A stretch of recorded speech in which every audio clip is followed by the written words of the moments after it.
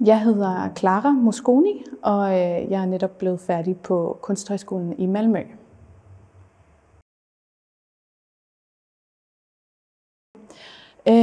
Jeg har en videoinstallation med titlen A Voice Means This, Throat Chest Feelings, som er et værk, der handler om sprog og stemme. Det er et værk, som sammenfletter 3 forskellige stemmer til et narrativ, og ens for de her 3 stemmer er, at de alle sammen har oplevet at miste et af deres sprog. Så det tager udgangspunkt i tosprogethed og stiller spørgsmålstegn ved, hvad et modersmål er, og hvilken betydning det er eller har at have flere sprog i sit liv i forhold til ens identitetsskabende.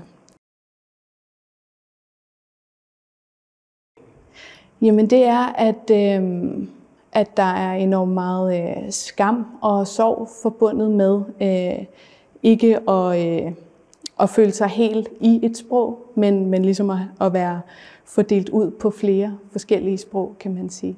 Og det er også meget det, man fornemmer i værket, at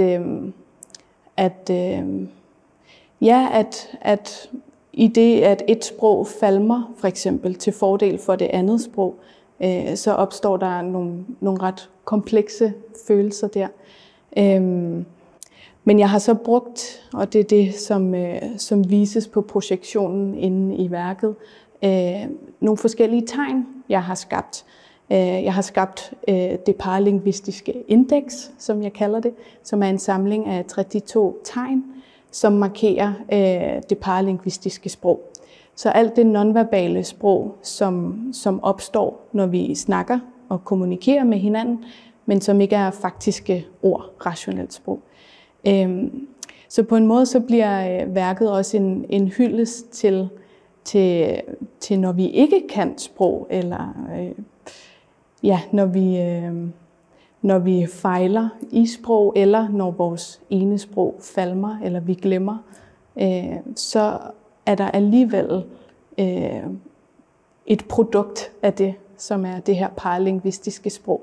Så det er det, jeg forsøger at hylde med det her værk.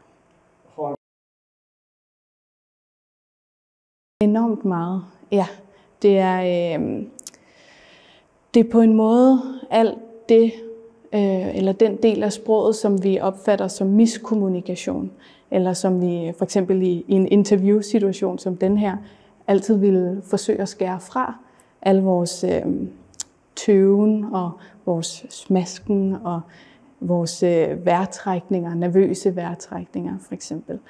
Men jeg prøver så måske at sige med det her værk, at vi lærer så meget mere om hinanden ved at kende den del af sproget. Og på den måde også kende hinandens stemmer meget mere, når vi lytter mere ind til ordene, kan man sige.